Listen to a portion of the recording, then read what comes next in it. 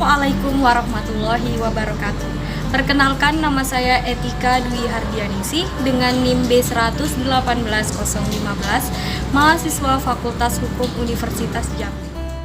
Dan saya Apres Rahmat dengan NIM B1001509, mahasiswa Fakultas Hukum.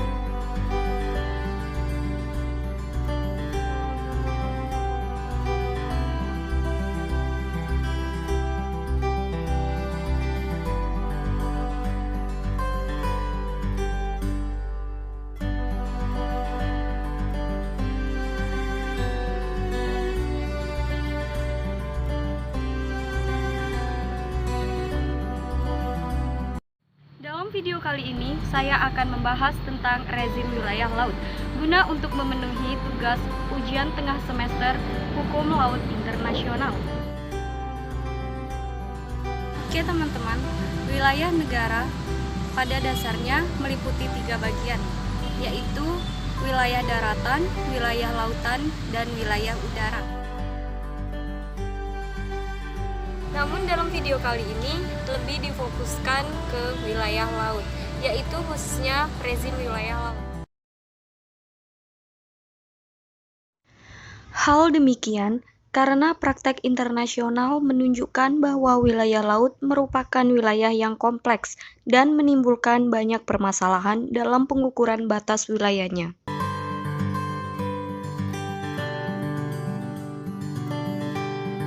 Oleh karenanya, hukum internasional mengatur secara tersendiri wilayah laut dan pemanfaatannya. Di dalam United Nations Convention and the Law of the Sea tahun 1958, yang kemudian diubah menjadi United Nations Convention and the Law of the Sea tahun 1982, yang dikenal dengan istilah UNCLOS tahun 1980. Membedakan wilayah laut dalam 8 rezim, yaitu UNCLOS membedakan wilayah laut dalam 8 rezim, yaitu perairan dalam, perairan kepulauan, laut teritorial, zona tambahan, zona ekonomi eksklusif, laut bebas, landas kontinen, dan selat yang digunakan untuk pelayaran internasional.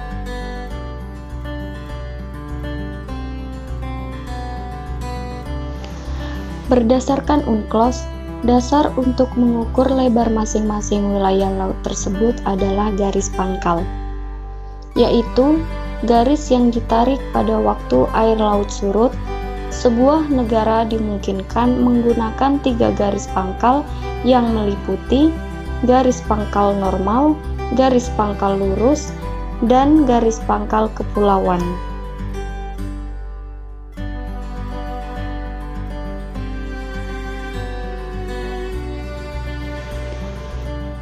Garis pangkal normal dijelaskan dalam pasal 5 UNCLOS. Garis pangkal normal merupakan garis pangkal yang ditarik pada pantai pada waktu air laut surut dengan mengikuti lekukan-lekukan pantai. Sedangkan garis pangkal lurus yang diatur dalam pasal 7 UNCLOS, yaitu garis yang ditarik dari pantai pada waktu air laut surut tidak mengikuti lekukan pantai, tetapi menghubungkan titik-titik atau ujung-ujung terluar dari pantai. Garis pangkal ini bisa diterapkan jika garis pantai benar-benar menikung atau menjorok dan memotong ke dalam, atau jika terdapat pulau tepi di sepanjang pantai yang tersebar di sekitar garis pantai, dan garis pangkal kepulauan sebagaimana dijelaskan di dalam pasal 47 UNCLOS.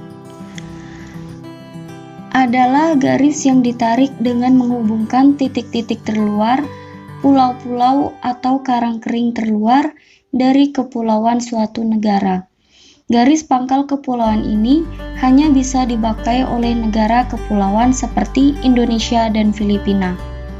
Sedangkan negara pantai seperti Malaysia tidak boleh menggunakan garis pangkal kepulauan untuk mengukur lebar wilayah lautnya, negara-negara tersebut hanya boleh menggunakan garis pangkal normal atau garis pangkal lurus sesuai dengan karakteristik wilayahnya. Adapun penjelasan dari masing-masing rezim wilayah laut berdasarkan UNCLOS tahun 1982 adalah sebagai berikut. Yang pertama, perairan dalam. Perairan dalam diatur dalam pasal 8 UNCLOS. Perairan ini juga dikenal dengan istilah perairan rasional atau interior. Perairan pedalaman adalah perairan yang terletak pada sisi darat dari garis pangkal yang digunakan untuk mengukur laut teritorial. Salah satu contoh dari perairan pedalaman adalah Teluk. Pada wilayah ini berlaku kedaulatan penuh dari negara yang berpantai atau full sovereignty. Yang kedua adalah perairan kepulauan. Perairan kepulauan dijelaskan dalam pasal 49 UNCLOS, yaitu perairan yang berada pada sisi dalam garis pangkal untuk mengukur laut teritorial, tanpa memerhatikan kedalaman dan jaraknya pada pantai, asalkan karakteristik wilayah negara tersebut adalah wilayah negara kepulauan. Pada wilayah kepulauan ini tidak berlaku kedaulatan penuh, tetapi hanya berlaku kedaulatan atau sovereignty karena ada hak innocent passage atau hak lintas damai pada jalur pelayaran internasional yang telah ditetapkan oleh negara kepulauan. Indonesia telah menetapkan alur laut kepulauan Indonesia atau ALKI pada 3 titik. Yang ketiga, laut teritorial. Laut teritorial diatur di dalam pasal 3 UNCLOS, yaitu wilayah laut yang diukur sejauh 12 mil laut, yang diukur dari garis pangkal. Pada wilayah teritorial ini, negara mempunyai yurisdiksi untuk menetapkan dan melaksanakan hukum di negaranya sama seperti di rezim wilayah kepulauan. Yang keempat, zona tambahan. Zona tambahan, sebagaimana diatur dalam pasal 33 UNCLOS, merupakan wilayah laut yang diukur sejauh 24 mil laut garis pangkal. Dari mana lebar laut teritorial diukur? Berbeda dengan laut teritorial dan perairan kepulauan. Di zona tambahan tidak berlaku kedaulatan lagi, tetapi hanya berlaku hak berdaulat. Bagi negara yang berpantai, wilayah zona tambahan ini, negara pantai hanya memiliki kedaulatan terbatas, hanya untuk penegakan hukum keimigrasian, fiskal, dan saniter. Yang kelima, zona eksklusif. Zona ekonomi eksklusif sebagaimana dijelaskan pada pasal 57 UNCLOS merupakan suatu daerah di luar laut teritorial yang lebarnya tidak boleh melebihi 200 mil diukur dari garis pangkal yang digunakan untuk mengukur laut teritorial. Yang keenam, laut bebas.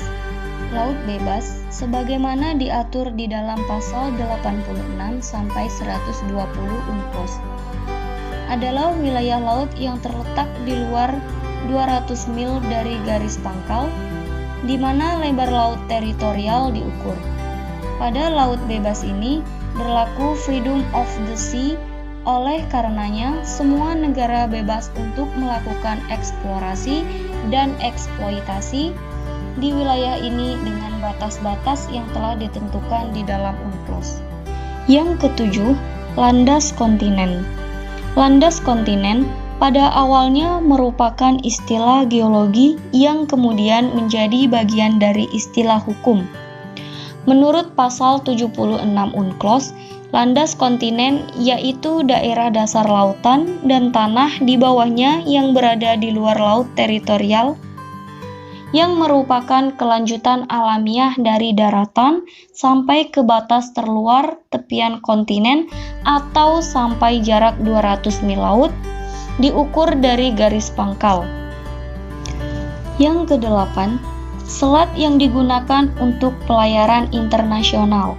Selat yang digunakan untuk pelayaran internasional sebagaimana diatur di dalam pasal 34 sampai pasal 44 UNCLOS adalah selat yang digunakan untuk pelayaran internasional. Penggunaan selat untuk pelayaran internasional ini tidak memengaruhi status hukum dari perairan suatu negara. Demikian adalah penjelasan tentang rezim wilayah laut berdasarkan UNCLOS tahun 1982.